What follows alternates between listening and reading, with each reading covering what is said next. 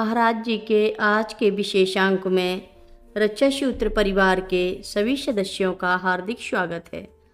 बाबा जी के भक्तों को राम राम। निर्मूल आशंकाएं मन में उठती रहीं। सेवकों को हर संभावित क्षेत्र में दौड़ा दिया गया। खेत, बगिया, कुआं, पास वाली कुटिया, मित्रों के घर, लेकिन हर जगह से निराशा ही हाथ लगी। जमींदार साहब ने बग्घियां बुलाकर आसपास के परिचित संबंधियों व जहां भी भावनाएं हो सकती थीं परिचितों सहित सेवकों को भी भेज दिया और स्वयं भी पूरी सतर्कता से खोज में लगे रहे। जो जिस मार्ग से जाता वहीं बालक के विषय में पूछता जा रहा था। अब सब्र का बांध टूटने लगा। बालक का सचमुच कहीं कोई पता नहीं था। राम बेटी का घबराया हुआ मन अब उम्मीद छोड़ने लगा था। उनकी बड़ी बड़ी आंखों से आंसू बहने लगे। किससे पूछूं? इस तरह हमें छोड़ के कहाँ चले गए? उन्हें याद आ रहा था कि वे कल से ही अत्यधिक चिंताग्रस्त और गुमसुम से थे। फिर अचानक कहाँ चले गए? मुझसे कुछ तो कह जाते। घर के मुख्य द्वार पर उम्मीद की टकटकी लगाए हर आने वाले से यही उम्मीद करती कि शायद कोई उनके मिल जाने की खबर मुझे देगा, कोई तो उन्हें अपने साथ ले आएगा।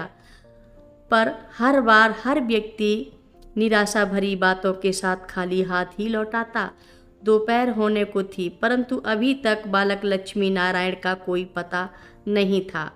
हर तरफ एक प्रश्न चिन्ह था कि आखिर बालक लक्ष्मी नारायण कहाँ चले गए, और इसका उत्तर किसी के पास नहीं था। धीरे धीरे यह खबर आग की तरह सारे गांव में फैल गई।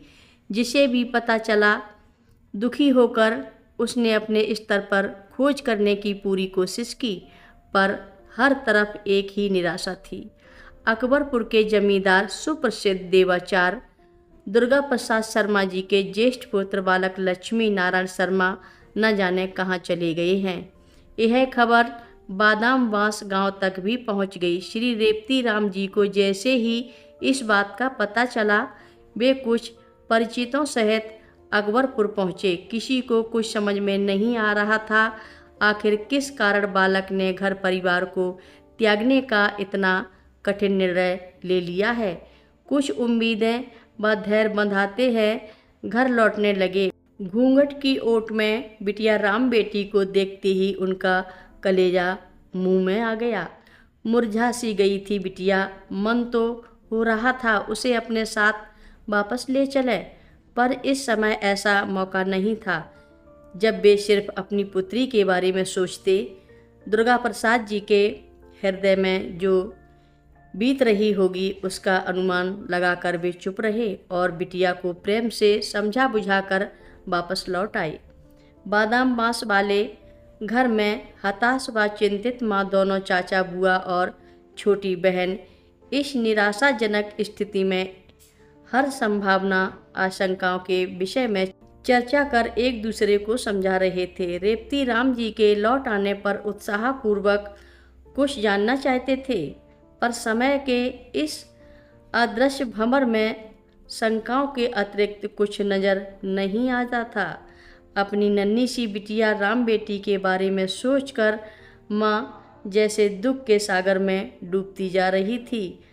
अभी 2 वर्ष पूरे हुए हैं विवाह के, और अचानक ही ऐसा क्या हो गया कि इतने सुकुमार से बालक लक्ष्मी नारायण को गहन रात्रि में गृह त्याग करना पड़ा।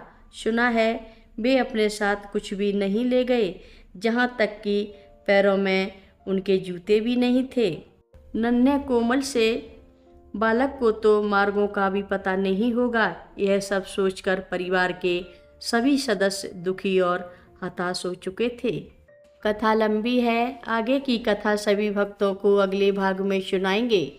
हर रोज महाराज जी की कथाएं सुनने के लिए सभी भक्तों का धन्यवाद। सभी भक्त रक्षा सूत्र चैनल को सब्सक्राइब करें, शेयर करें, लाइक करें, घंटी बजाना ना भूलें।